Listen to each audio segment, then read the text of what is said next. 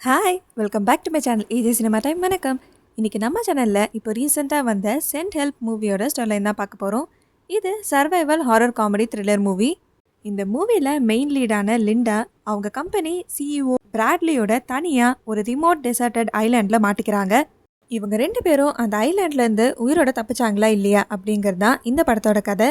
இதோட ஸ்டோரிலைனை பார்க்கறதுக்கு முன்னாடி இந்த மாதிரி மூவிஸ் அண்ட் சீரிஸோட ஸ்டோரிலைன் பற்றி நீங்கள் தெரிஞ்சுக்க நம்ம சேனலை சப்ஸ்கிரைப் பண்ணிவிடுங்க. பக்கத்தில் இருக்க பெல் ஐக்கானையும் கிளிக் பண்ணிவிடுங்க. லிண்டா 7 வருஷமாக ஒரு ஃபைனான்ஷியல் ஃபர்மில் ஸ்ட்ராட்டஜி அண்ட் பிளானிங் டீமில் ஒர்க் பண்ணிட்டுருப்பாங்க. இவங்களோட ஹார்ட் ஒர்க் பிளான்ஸ் எல்லாம் பிடிச்ச அந்த கம்பெனியோட சிஇஓ லிண்டாவை வைஸ் பிரசிடெண்ட்டாக ப்ரொமோட் பண்ண போகிறதா ப்ராமிஸ் பண்ணியிருப்பாரு. ஆனால் திடீர்னு அவர் இறந்ததுனால இப்போ புது சிஇஓவாக அவர் பையன் பிராட்லி வராரு. இப்போ இவர் லிண்டாவுக்கு கிடைக்க போகுதுன்னு நினச்ச அந்த வைஸ் பிரசிடென்ட் போஸ்ட்டை அதே கம்பெனியில் 6 மாதம் மட்டுமே ஒர்க் பண்ணிட்டு இருந்த டானவனுக்கு கொடுக்குறாரு. ஏன்னா இவங்க 2 பேரும் ஒன்றா காலேஜில் படிச்சிருப்பாங்க, ஃப்ரெண்ட்ஸும் கூட.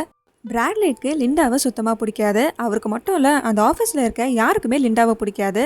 அவங்களுக்கு அந்த ஆஃபீஸில் ஒரு ஃப்ரெண்ட் கூட கிடையாது.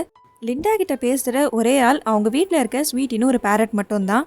லிண்டா நிறைய சர்வைவல் ஸ்டோரிஸ் புக் படிப்பாங்க. எப்பவும் சர்வைவல் ப்ரோக்ராம் மட்டும்தான் பார்ப்பாங்க. ஒரு பிஸ்னஸ் மீட்டிங்காக பிராட்லி, லிண்டா இன்னும் கொஞ்சம் கொலீக்லாம் சேர்ந்து ஒரு ஃப்ளைட்டில் போகிறப்போ பிராட்லி, டானவன் சேர்ந்து லிண்டா எடுத்த ஒரு சர்வைவல் வீடியோவை பார்த்து அவங்கள வர வழியிலலாம் கலாய்ச்சிட்டே வராங்க.